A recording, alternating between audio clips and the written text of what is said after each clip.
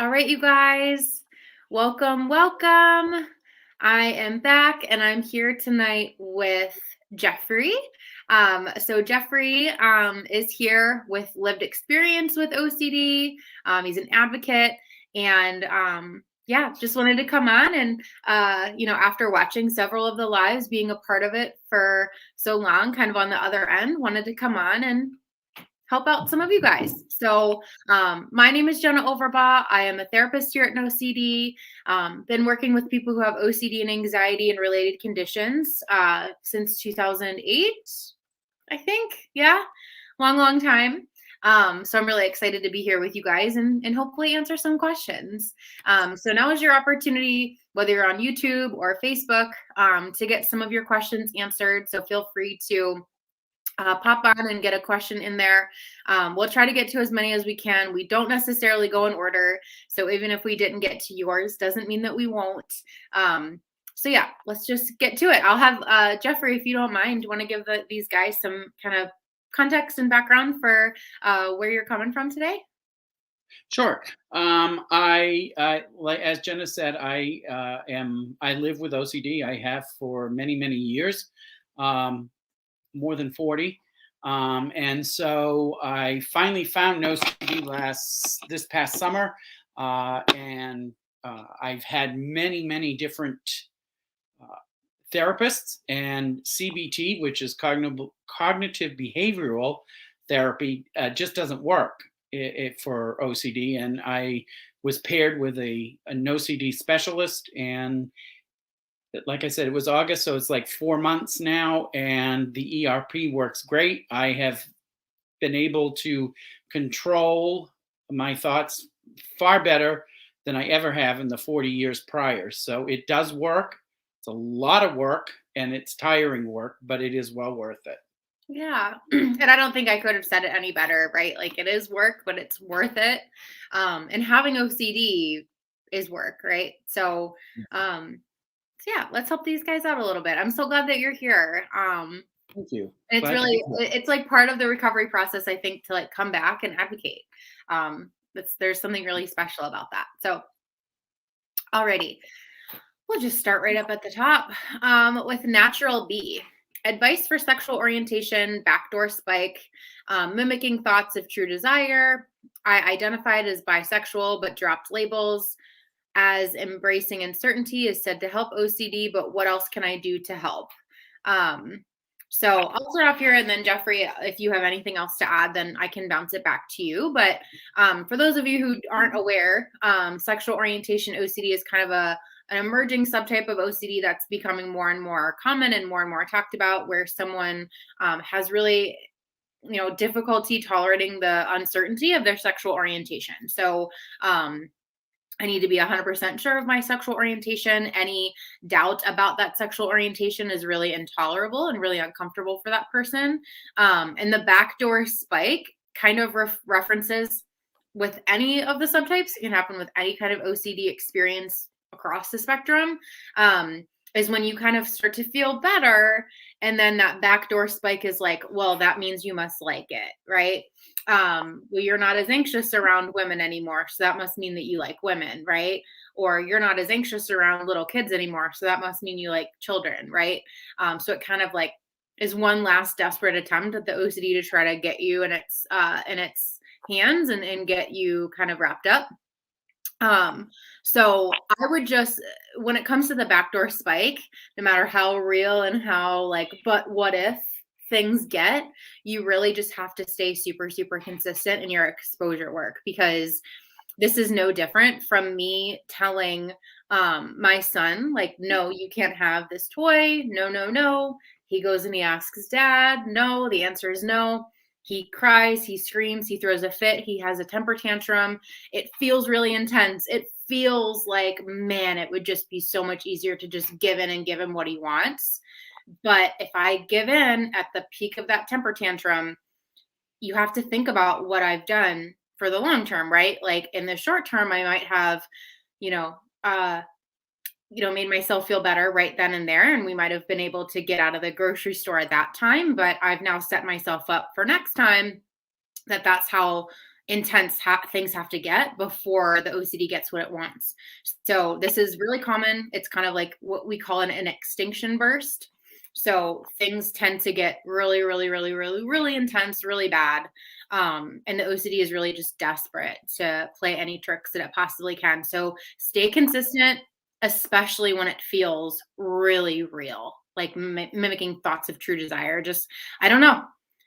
I don't know, and I'm not going to try to figure that out. I'm pivoting back to what is interesting in my life right now, paying attention to this project that I'm working on. I'm not going to try to figure that out. So Jeffrey, what do you think about that? I agree. I think that using the phrase maybe, maybe not is a good one. Or another thing that I use, and you can do it visually in your mind, or you can do it physically, is the minute that backdoor spike comes up, you just go, oh, that's OCD, and just kind of throw it to the back. And it does help. I mean, if you're at work, it might not look as good, but I mean, if you're home or you're driving in the car, I mean, just, oh, nope, that's OCD, and throw it back. I don't need to figure that out. And that's what I do. So I think that your advice was perfect. Yeah, I kind of whenever I'm struggling, I think of it like a paper plane. Like it just kind of comes in and it's kind of like wild and has a life of its own kind of, but then I watch it swoop around and I kind of watch it go. I don't have to reach out and latch onto it and try to figure it out, but I know it's so much easier said than done for sure. Definitely. Especially when you're in those anxious moments where things Mhm. seem so real. Right. Um, Another one. I have OCD and PTSD or post traumatic stress disorder. Can you explain if it is possible for someone to be comforted by something that has to do with trauma? Example, police TV shows related to my trauma. Um, I think anything is possible. I think mental health is really complex.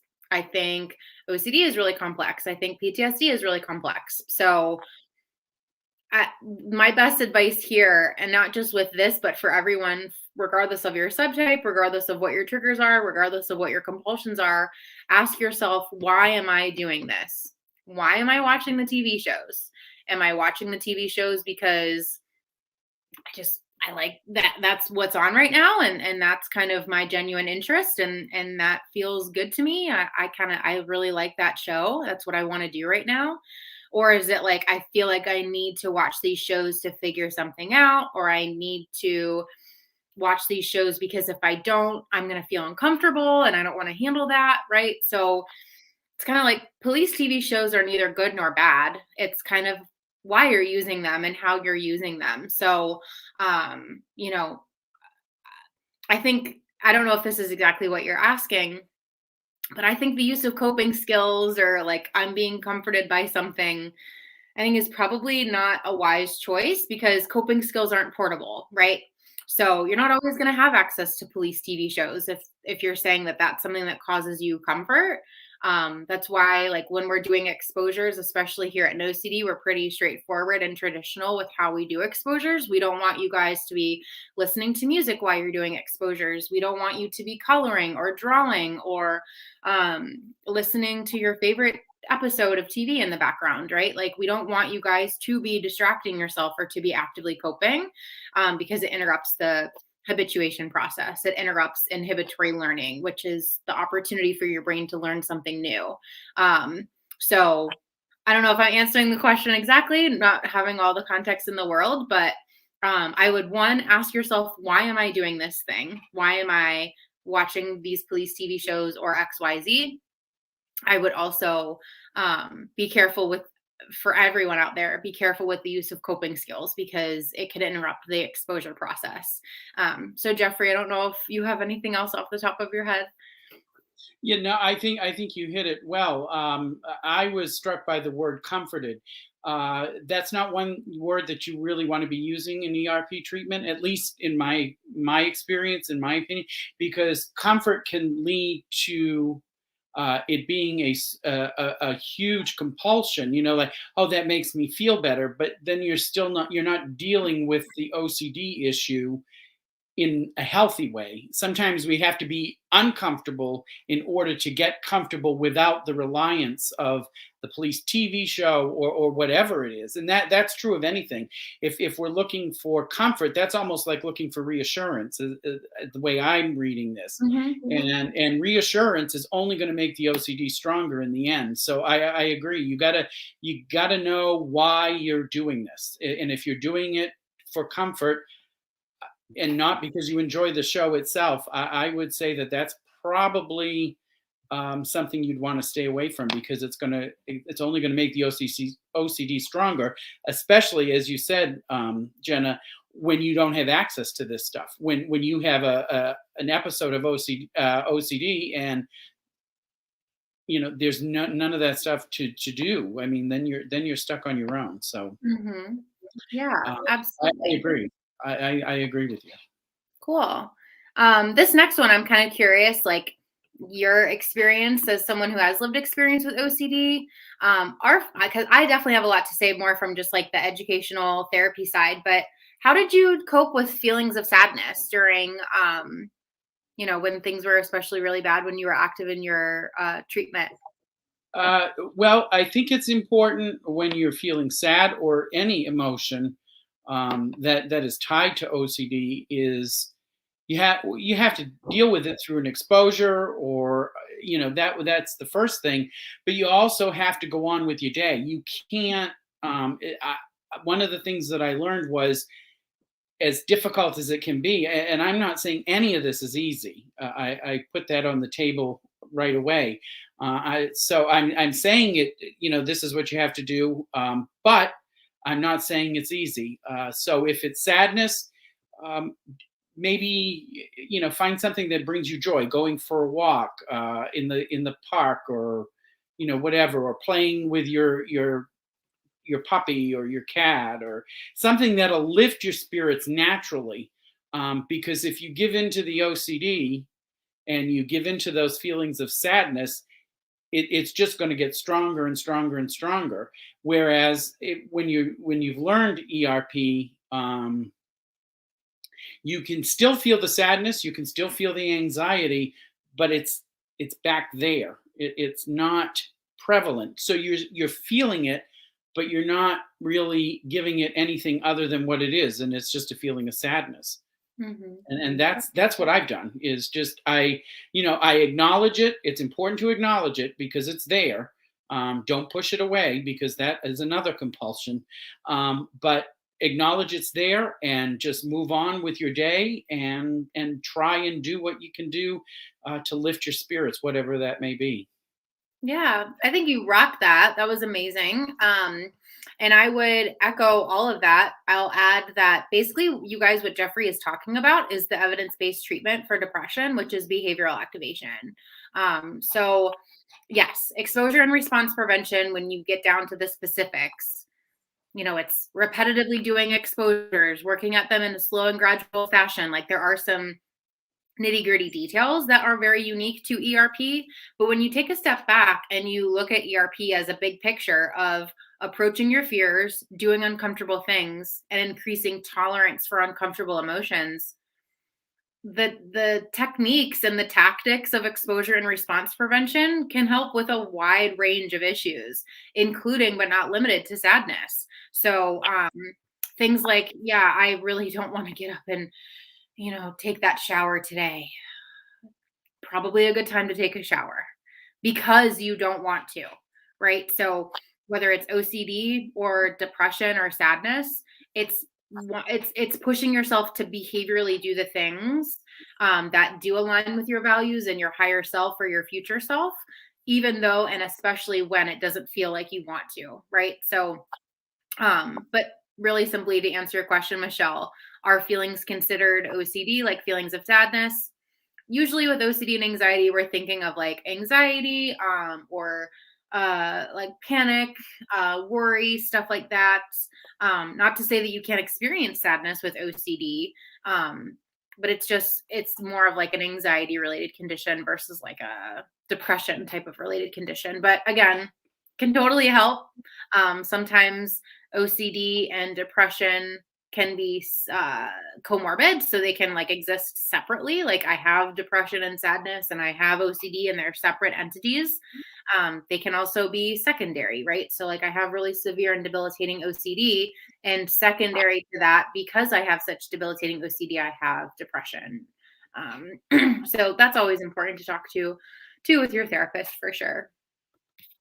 Right. Oh, I would love to hear your feedback on this too, Jeffrey. From, I can say it a million times, but helps always to have someone who has lived experience doing those exposures. How do I do the correct exposure? Do I just stay with the thoughts while I'm walking? Or do I have to literally sit with it? I get this all the time. Like, do I have to actually sit with my thoughts? How do I sit with my thoughts? Yeah, I would say the best way to deal with it, first of all, saying correct exposures, just be careful that that doesn't become a compulsion, because you just have to follow the therapist. And if there's a question, that's fine to ask, but it's not, you don't have to do it exactly correct. What you have to do is sit with it. If you start, reading a book, or you doing whatever, playing music, you're distracting yourself, and you're not really sitting with it. You're not letting it in and dealing with, the exposure, because then you're not doing the response prevention. If you do the exposure, whatever it is, if you have harm OCD, imagine what the worst case scenario is. But if you're listening to music while you're doing it, the brain's not gonna process it. At least I don't think so, for response prevention. So you got to be quiet, and intentional about doing the exposure, and sitting with the discomfort, because you are trying to retrain your brain to say, oh, okay, that is not important. That's my brain telling me it's important. And that's the only way through it. If you distract yourself, I don't think it works as well. I mean, it may work. I'm not sure. I haven't tried it that way. Mine was always intentional time to just read, or to do the exposure by reading out a script or whatever it was I was doing. But you can't have your focus on two different things. And that's my opinion. I'm not a professional, but I would think that would not be a helpful thing to do. Yeah. So there are two different kinds of exposures. So, we do, we call them like situational exposures, right? Like these are just kind of situations that happen. They randomly happen to you. You weren't necessarily planning on it with your therapist, but it just kind of happened, right? Like this random scenario, unplanned, life happened. I think of this as kind of you being on the defense. So, okay, like you were kind of hit unexpectedly with something. How are you going to respond? Ideally, you will respond with ritual prevention, and resisting your rituals, all that good stuff. There's also these more like planned or structured exposures, ideally that you would work on kind of with a therapist, identify ahead of time, be repetitive about, and go out of your way to do. That's more offensive. Like I'm going to sit down and read this script 5 times, or I am going to go out of my way and touch this thing and hold on to it until my anxiety comes down by half. So yeah, in either scenario, the most important thing is that you're not responding in a ritualistic way. You're really truly just allowing yourself to feel uncomfortable. Usually, not always, but OCD presents itself in the form of a question, like what if ... or what about ... Your job is to not answer that question. So whether you allow that question to remain unanswered, and sure, that question, you can come along with me if you want, but I'm going to go put my kid to bed because that's my plan. That's my plan. But nope, I'm not answering that question. I'm walking down the hallway with my kid to bed, and suddenly that question comes in. Oh, there you are again. Still not answering that question. As much as I want to, I'm not answering that question. I kind of think of these intrusive questions like 18 times 4. I could visualize that in my head, but it would take some mental strategy and some mental effort to try to figure that out. I would literally have to take my attention away from this and think about 18 times 4. It's not something that comes automatically. The question might come automatically, the answer does not. And so your job, regardless of what your subtype is, your job is to identify once you have that question coming up, 18 times 4, eh, I'm choosing not to take and withdraw from my mental energy piggy bank and put it into that question because I'm moving on with my day. So you do not have to like Snickers commercial, pause everything. I'm old school. Maybe I'm like aging myself, but in Snickers commercials, they get really angry. Everything stops and freezes, and like they eat a Snickers bar and then they go back to life. You don't need to do that with your exposures. It can help, like if you need to focus or read a script or whatever. But sometimes exposures are that you do this anxiety provoking thing and you keep going, right? Like sometimes that is the exposure. So it totally depends. So yeah, good question though. Lana is asking, who is someone must have come in late. Let's see. His name is Jeffrey. Say hi, Jeffrey. Hi. Awesome. All right. Someone's worried about the support groups. You will not be worried. You will not be the youngest one out there. Honestly, there are so many people at some of the groups. I don't even take like a mental note of how old people are. It's hard to tell, obviously, from faces over Zoom, but we never ask your age. Never ask your age or anything like that. So definitely, if you're a NOCD therapy member, check out our support groups. They are super, super helpful. Someone loved my word strategy. I don't know if that's a word, but I'm using it.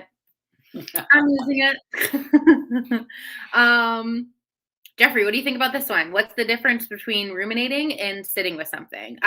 We hear that term so much, right? Like sit with it, sit with it, sit with it. I could go on forever about it because I think it's so like wildly simple, but incredibly frustrating. So yes. Yeah. What do you think is the difference? What would you say is the difference between ruminating and sitting with it? I would say that sitting with it is just letting it be there, not trying to answer the question, as you said before, not trying to figure it out, not trying to prove it wrong, just sitting with it. And ruminating would be, to me, is like, and if you again pick any form of OCD, like contamination. I'll use contamination. I don't have it. I have experienced it in the past. It doesn't bother me now, but like you have your phone and you think, oh, this could be dirty. And so I wonder, when did I last wash it? Or when did I last clean it up? Or where did I last have that phone? And who, did I do whatever? Did I wash my hands before I touch my phone? That would all be ruminating because you're trying to figure it out. Where if you just got the thought of, oh, this is dirty, or I might be dirty, and you just hold on to it and you don't do anything. You don't try to figure it out. That's sitting with it. Trying to figure it out is ruminating. Sitting with it just means that you're going to be. You must have had a great therapist. She told me she's. You didn't have me, but you must have had a really good therapist. But that to me is what's the difference. And everybody ruminates, so it's very, very easy to do.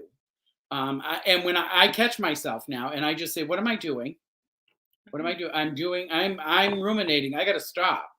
Because when you ruminate, then you just keep going down the rabbit hole. And as time goes on and you get used to it and you get familiar with it and more and practice more and more, it almost becomes an automatic thing to you. Yep. It would be like, oh, I'm ruminating. I can't be doing that. And because we can't stop thoughts. They're going to come whatever we do, and it's going to be whenever it wants, and it'll be without warning. So we have to be on the attack and not be on the defensive and just know, oh no, I can't go there. Some other people may be able to go there, but my OCD, I can't go there. Yeah. Yep.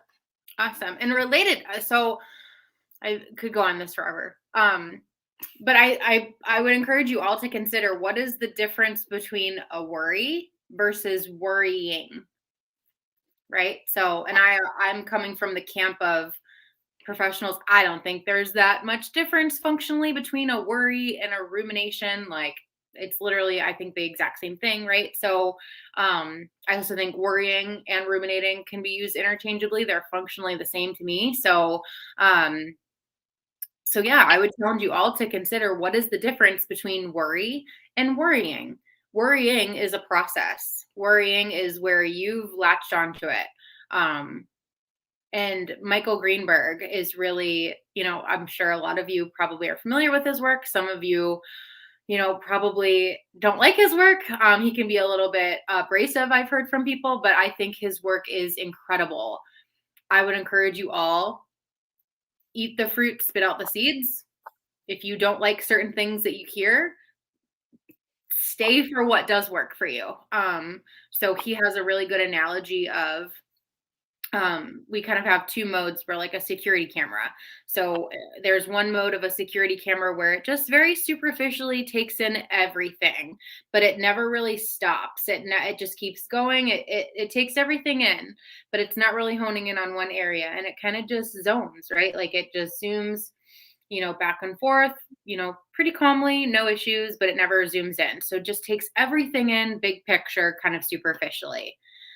When you start to ruminate, which is a process, you've been going like this, and then, gotta stop, which is your first, that you have stopped doing whatever it was that you were doing. You have stopped putting your kid to bed. You have stopped paying attention to this movie because you have settled on a thought that you feel is a signal. It's actually just noise, but it's a signal.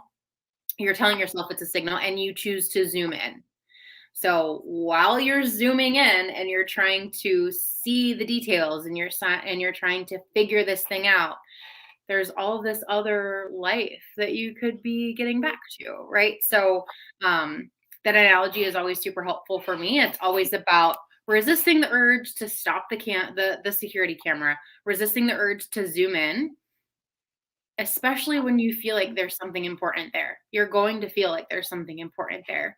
It's not going to be as simple as like, oh, well, I know that that's OCD, so it's fine. Or I know that it doesn't feel important right now, so it's fine. Like, it's going to feel really important, but you need to resist anyway. Maybe. I don't know, and I'm not going to try to figure it out.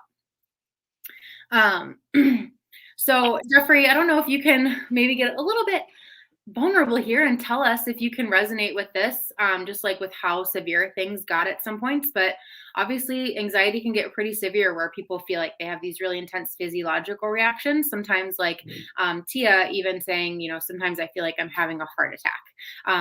What are your thoughts, or what did you learn in therapy to be helpful with this kind of really intense anxiety? I have had anxiety that intense. But through therapy, I would just remind you, when you're going through that and you think, oh, I'm having a heart attack, remind yourself that you've experienced this before. You've had the intensity of this anxiety before. And so it's not likely a heart attack, right? It's likely the anxiety that's making it feel that way. And that's what I remind myself, that anxiety is temporary. It always has to go down, because your body can't maintain that level of fight or flight forever. So although unpleasant, that's the only thing that I can think of that I've learned how to do, is just say, oh, this is just temporary. I'm not going to like it. And that's okay that I don't like it. And try to move on. Or I don't know if it's really the anxiety is really severe. Normally, we're told not to do breathing because we're trying to learn a different response. But if it's really that bad, probably doing some breathing to kind of get it down to a more manageable level, and then do whatever it is that you were doing before Mhm. the anxiety gets so high. But that's what I do. I remind myself the anxiety is absolutely temporary every single time because your body can't sustain that level of anxiety for I don't know how long it is, but I mean there is an end to it. And the other thing is just reminding yourself, oh well, I've had this happen to me before, and so this will go away. Mhm. And, Yeah. and that I know that sounds like reassurance, but that is a fact. The Mhm. fact is you've had this before. My puppy is sorry, is trying to I chime wanna in. see the puppet. Um, yeah, she thinks somebody's outside, but there isn't anybody there. I almost Um, brought my hamster. I almost brought my hamster to the webinar, you guys. so, but yeah, that's a fact. I mean, you can't. It won't sustain it that high. Yes. It body can't. Yeah, and I'm on point tonight with all the analogies, but I have one more for you. The one that's been most helpful for me in understanding panic, both as a therapist, but also someone who has anxiety. I I think this was Dr. Reed Wilson who came up with this analogy, so I won't take credit for it. But um, having a panic attack like that, like where you feel like you're having a heart attack or whatever your really intense symptoms are for you in that moment, it's kind of like a car going 100 miles an hour that has lost its brakes. So it's still speeding and it feels like there's nothing you can do and it's just going and it's just doing its thing. But you lost your brakes. How do you get the car to slow down? What we want to do when we're in the middle of these panic attacks, we want to slam our feet on the brakes, right? We want it to stop. We want it to stop so bad. We do things like these really intense breathing exercises or grounding, or we call the cops, or we try to seek out our safe person, or we try to get to a safe place. We Google and we try to look up like how to stop panic attacks or so on and so forth, all in an effort to slow down the car, which is well intentioned, but actually, the brakes are out. So you're accidentally slamming on the gas pedal. So you're accidentally making yourself more panicky by doing that stuff. You're actually making the car go faster because the brakes are out. So what do you do instead? You need to let the car coast naturally by itself at its own pace. And you just need only your only responsibility at that point is to make sure that you're not doing anything to make it worse. So that's pretty much your only influence when it comes to once you've gotten to that point of a panic attack. You can't make it stop. We don't want you to try to make it stop, because, like I said, the brakes are out. Um, and yeah, it's really truly like, okay, I got to let this thing coast. I got to let it coast. And it's uncomfortable, but it's better than the alternative, which is, falsely trying to hit those brakes and actually making yourself go faster. Um, so yeah, that's something that helps me. I just keep coming up with analogies. I think panic attacks. I think of panic attacks like forest fires, right? Like they didn't just happen. Like they kind of built up. They maybe started as like a little spark or a little brush fire and they got bigger and bigger and bigger and bigger and bigger. So when you have these panic attacks, I think it's helpful in hindsight to look back and be like, where was that initial trigger? Where was that initial opportunity for me to resist my compulsions? What do I need to talk with my therapist about? How do I learn from this? Because they're not pleasant. I've had panic attacks before. I've had 3 seizures, and there's no medical explanation as to why I've had them. They don't run in my family or anything like that. I'm pretty convinced that I literally worked myself up into a seizure from panicking. Like I get it. I've been there. It feels totally counterintuitive, completely counterintuitive. But the only thing that helps me is that analogy of the car. Like I, I'm I have to just let it coast. I have to just let time pass. Like you were saying, Jeffrey, you kind of just have to let time pass. Awesome. Dun, dun, dun. Oh, I think this will be good for you, Jeffrey. Um, How to navigate not feeling like yourself and just feeling lost in the recovery journey. I often question who I am constantly, and it can be very depressing. What do you think? I think I often have read in different support groups and stuff of people saying, once you get to the recovery side of it, you wonder if you even had OCD and maybe this is all real, and then it turns to being depressed because for some reason it's like it's too good to be true that you could actually recover. And my response to that would be. We always just again question who we are. We One of the things I've heard over and over again is we are never going to act against our values. So when I get questioning who I am, I say, you know, for whatever reason, I just say, well, why is that important? I know who I am, and these are my values, and I trust that I'm gonna live that way. And so I think sometimes for at least for me, um, it can feel almost surreal that it's like, oh, I don't worry about this anymore. So what does that mean? It means I don't worry about it anymore. I don't give it any more meaning than that. So if you try to figure it out, I think then you get into that cycle again, and that can be depressing and discouraging because then you think, oh, I'm never going to get out of this. When the reality is that you are on or close to the other side of ERP, and that's the result of hard work. It's not necessarily um, oh, you feel lost because something that's been a part of your life for a long, long time is not there. And so it's kind of like, I would say it's kind of like a grieving process, because I think a lot of us have treated our OCD like a friend, and OCD is anything but. So, we are learning to live a whole new way, so that sometimes that can be very worrisome. And I'm not sure that I'm totally answering that, but you know, I think if you stay anchored and you know who you are, and you will, your values, that's all. That's what you can do. The depression may be just because you're not sure if you actually have OCD. Maybe hear that a lot. Well, maybe now that I'm better, I actually didn't have it. So that leads to depression and things like that. And Mhm. that's my answer to that. Yeah.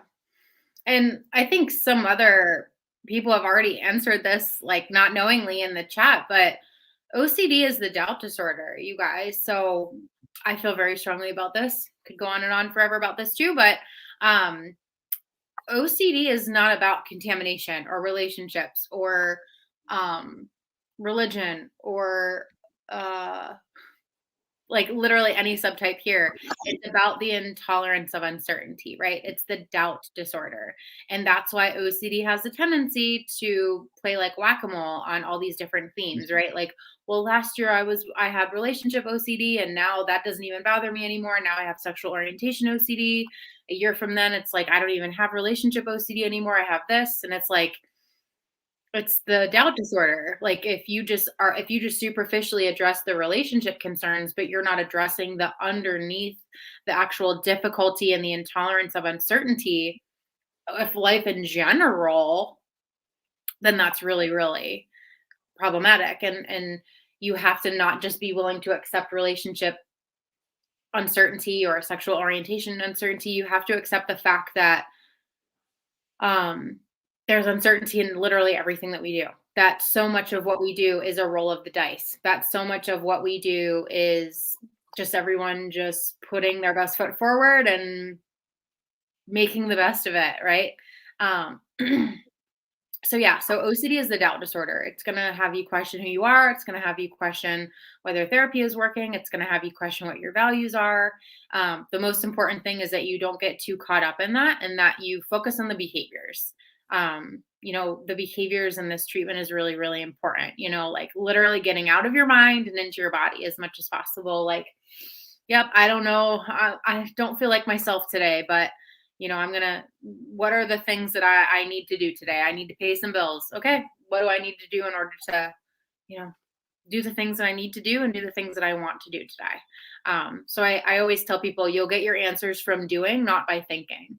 So you'll get your answers about who you are, and feeling more like yourself by doing more, not by thinking about it more. And OCD kind of wants you to feel the opposite, right? Like you can't do things until you think this thing through. And we want you to put that on its head. We want you to know that you can do X, Y, and Z. You can still do the things that you value in your life, regardless of, all the thoughts that are going on in your head. Lots of people asking, about pregnancy, so on and so forth. Yes, pregnancy can definitely influence hormones. Hormones can definitely kind of, make anxiety worse, so on and so forth. How do you deal with grief around the years lost to OCD when you're first diagnosed? I know this is definitely a really common issue for people.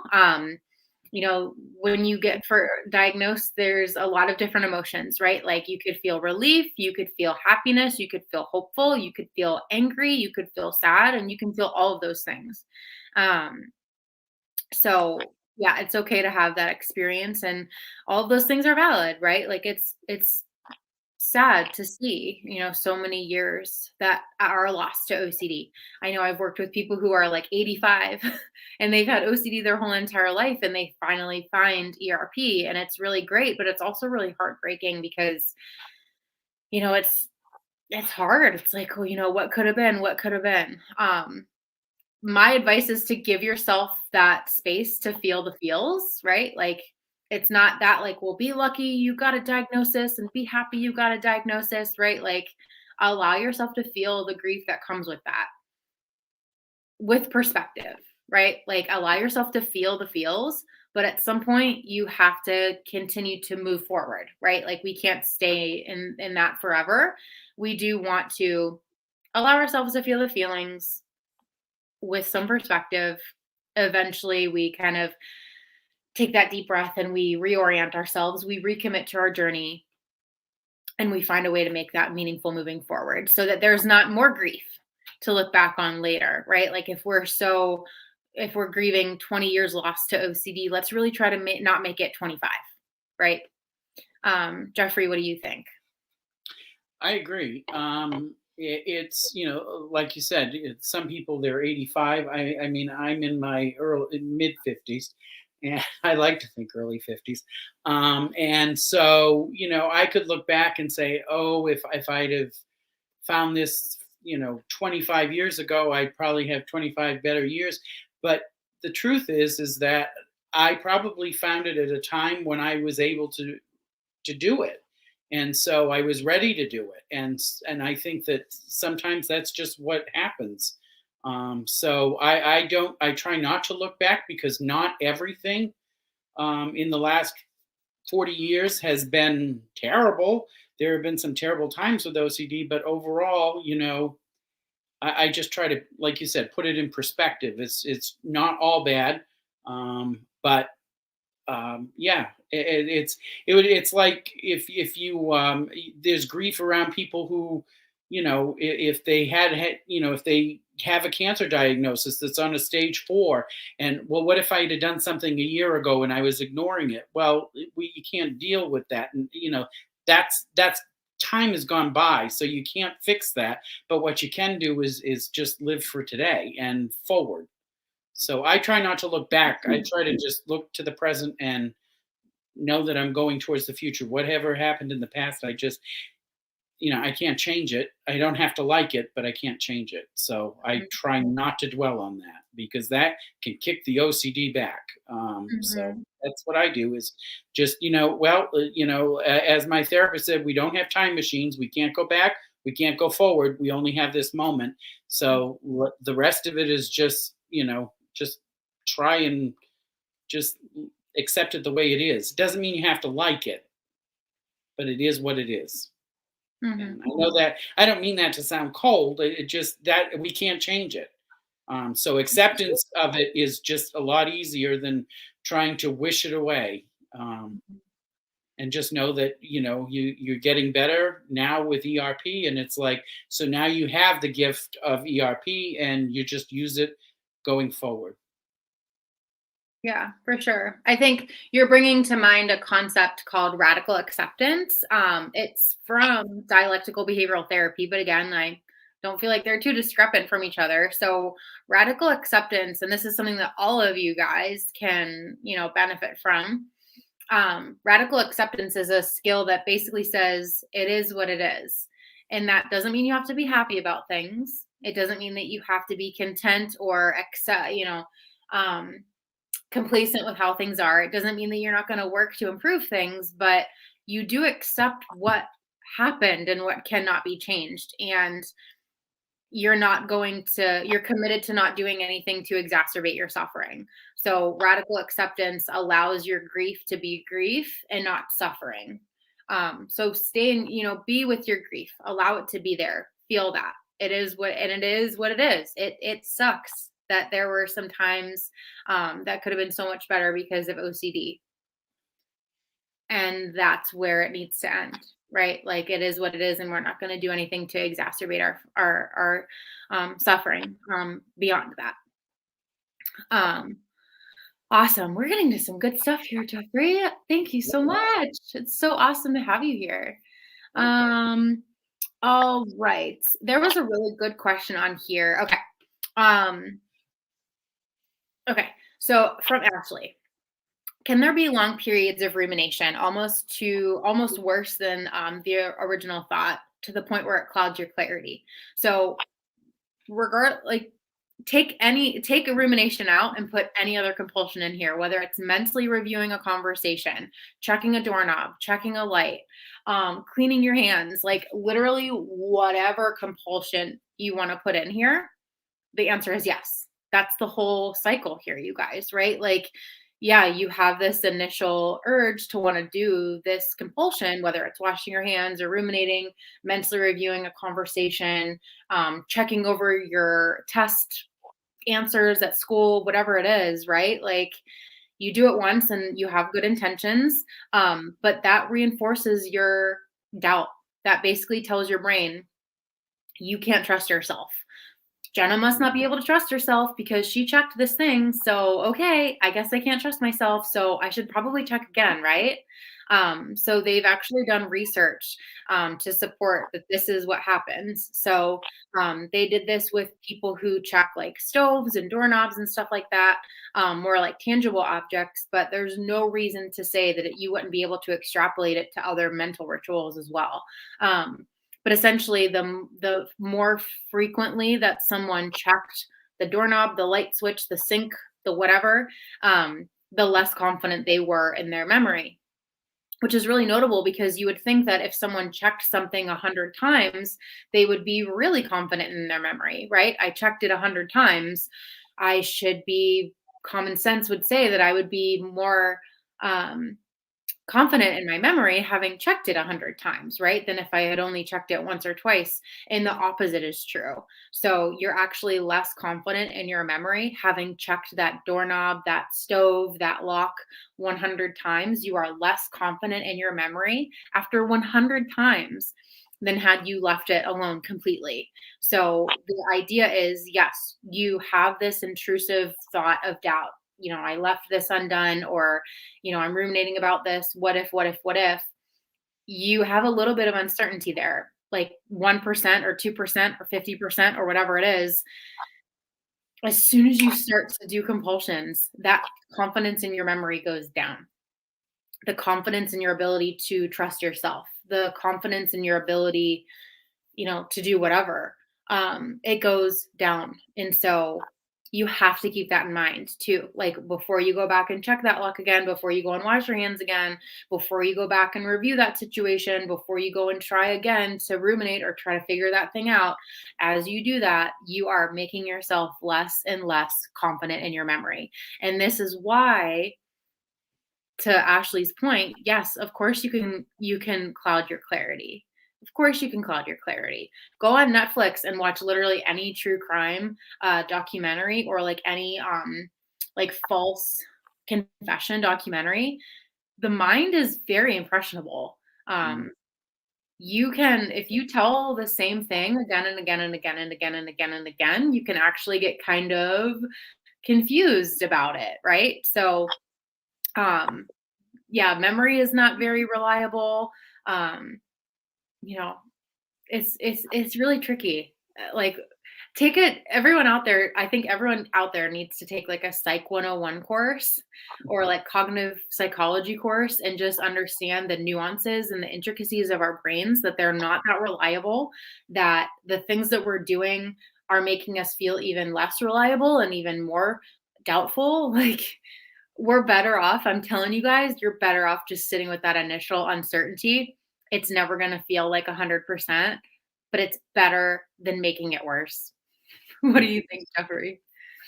Yeah, I agree, and I have learned that through ERP. And I point to the analogy I would use is three people can be at the same scene of a crime, and you're going to interview all three people, and I can assure you there are not going to be two stories that are exactly alike. And that proves, at least to me, that not that somebody is misleading someone, but our memories just don't, our brains don't have that capacity, I guess. I mean, I don't know what it is, but, because I have, you ask three different people, or you play a game. I mean, I've done this on corporate retreats where you have 10 people. It starts out as one statement. By the time it gets to person number 10, person number one, what they heard is absolutely not the same thing. And that's why we can't trust the brain. And that's That's a why great analogy. when we're having chemical, what my therapist calls chemical showers, which, your anxiety's going, it feels like, oh, you just say, oh, okay, I'm having a chemical shower. you know you're not going to like it, and there's no way. I mean, it's either that, or, as Jenna said, give in to the compulsion and only make it stronger, and that's what it does. It ultimately, if we keep ruminating or washing hands or whatever it is that we're doing, um, it just reinforces to the brain that it's something that the brain has to pay attention to. Where if you just don't react as best you can and just go on with your day, then the brain is finally going to say, "Oh, that's not important anymore." How it happens, I mean, it sounds. This is a lot easier in words than it would be in practice in the brain, but it just somehow the brain just learns, okay, this isn't an issue anymore. That's why OCD will jump. You were saying earlier, whack-a-mole. And my therapist has always said, and she runs a support group that I'm in, content doesn't matter. It does I not need to know who your therapist is. matter. You'll have to Tracy. tell me. You'll have to tell me after this. Yeah. Um, but it content does not matter. It doesn't matter because it'll jump around. So you get one area. So that's why rumination and things like that don't work, because, yeah, sure, you might solve that one issue, but then the OCD will jump to another issue, and then you're ruminating again. And so you're just recreating that anxiety over and over and over and over again. So, if, like, I mean, like I said, I had contamination ages ago. I haven't since. I don't know what I did, but, now I think of things and I just go, oh yeah, maybe, maybe, but I got to go on with my day. I mean, and with COVID, the last almost 2 years of our lives here in this country and around the world, people say, are you worried about getting COVID? Well, I'm not really worried about it. Am I concerned? Yeah, I don't want to get it. But I have to live my life. I have to live in the world. Having said that, I do it with the safety precautions that are recommended. But, if we make it worse than it is, then we just make things stronger. And it's our inclination to protect ourselves. Yeah. And so we have to, it's almost like you have to, not almost, but you have to do exactly the opposite of what your brain is telling you. Mhm. because that's what's going to work. As Yeah, scary as and it sounds. I think that's what contributes to all of these changes physiologically in the brain, right? So our brains have neuroplasticity, which means they're flexible and they change, and it can learn new things and make neural adaptations. And when you no longer use neural information, your brain prunes it out. Like it literally, I always tell my members, I I don't remember, basic things that we learned in my seventh grade history class because I don't rehearse that information anymore. I don't engage with that information anymore. So my brain realized, not important, prune it out. But if I would have been rehearsing it and engaging with it this whole time, my brain would have known that it was important and therefore it needed to stay there. It needed to keep it around. And so I think that our brains, and we'll kind of wrap up with this, you guys. Our brains are kind of like gardens, and we get to choose like what stays healthy and what doesn't, and kind of what we kind of leave to die and wither away to some extent. There are always going to be some weeds, but we get to decide, do we water those weeds? Do we make them grow? Do we contribute to their growth and their overtaking of the beautiful flowers? There's always going to be some little things that pop up, but we can choose not to make those things worse, right? So we can choose to make our flowers, the good things in our garden, kind of stand out. So it's complicated, and it's all, like Jeffrey and I have said so many times, it's so much easier said than done. But if you stay committed to the process and you really commit to your behaviors, acting as though XYZ, acting as though this thing isn't contaminated, acting as though I am okay with getting sick, acting as though I'm maybe I will hurt my child tonight, whatever like I'm still going to act as though I never had that thought in the first place. I'm going to continue to act as though, XYZ. I'm going to continue to act as though that this never happened to me in the first place. So Jeffrey, this was so much fun with you. Yes, thank I'd you. love to have you back one of these nights. It was really great to get your insight. I'm sure you're super helpful for people. So Jeffrey, is there anything else you'd like to say before we close out for the evening? No, I would just tell people, if you're either if you're in ERP therapy or you're considering ERP therapy, I would highly recommend it. But no, it is a commitment, and the success of it is dependent on on you doing the homework. As much as none of us, I haven't met one person who likes it. So it's not that you have to like it, it's just that you have to go through it, and reach out to other people in the support groups, or on the NOCD app. And because we all know what it's like, so we can support one another.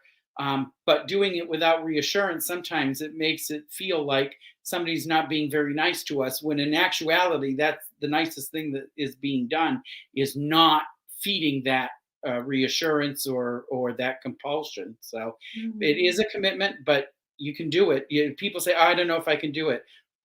You can do it. You can do it. It may take a while, and who cares?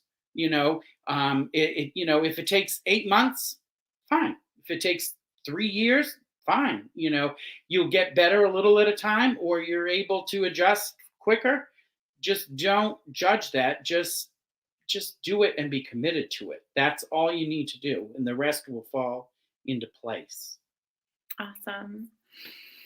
It's always so good to have you guys come back after or amidst your recovery and contribute in this way. It's really, really special. So thank you guys again for your awesome questions.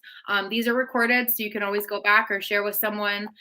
They're on our Facebook and on our YouTube. So we'll be back for the rest of the week. We have other guests lined up, but hopefully we'll see Jeffrey again sometime soon, because we really appreciated all of your insight and feedback. So thank you guys so much. And thank you, Jeffrey. It was awesome having You're you. welcome. Good night, Good you night. guys. Bye.